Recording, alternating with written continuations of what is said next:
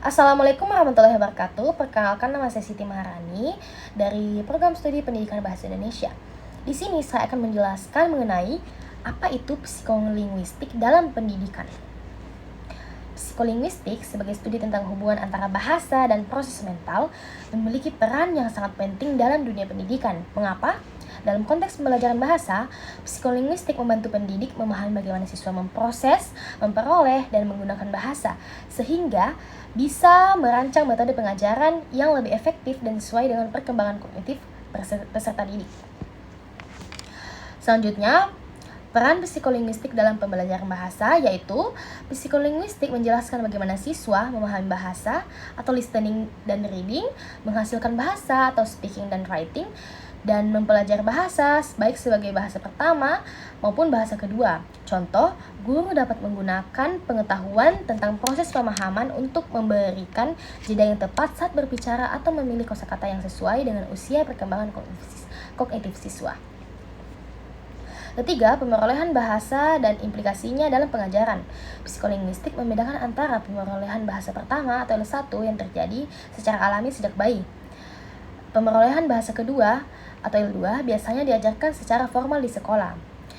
Selanjutnya, implikasi untuk guru. Pertama, menggunakan pendekatan komunikatif dan kontekstual untuk L2. Selanjutnya, memahami bahwa anak-anak memiliki masa kritis dalam mempelajari bahasa. Selanjutnya, kesulitan bahasa dan gangguan bahasa dalam pendidikan. Beberapa siswa mungkin mengalami disleksia atau kesulitan membaca karena masalah pemrosesan fonologis, gangguan bicara dan bahasa, atau kesulitan berbicara atau memahami kalimat, dan afasia pada dewasa akibat cedera otak.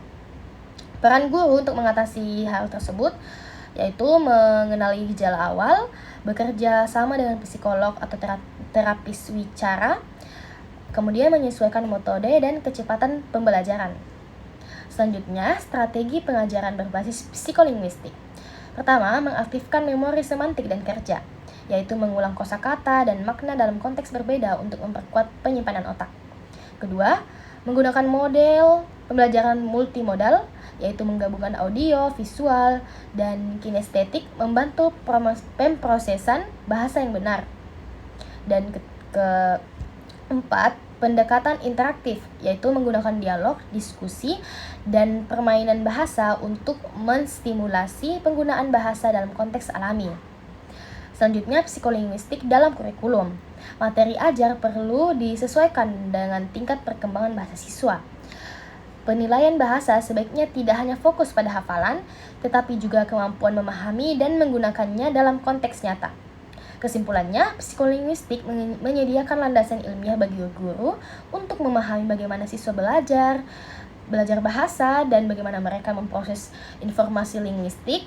Dengan menerapkan prinsip-prinsip psikolinguistik, pengajaran bahasa dapat menjadi lebih efektif, adaptif, dan inklusif.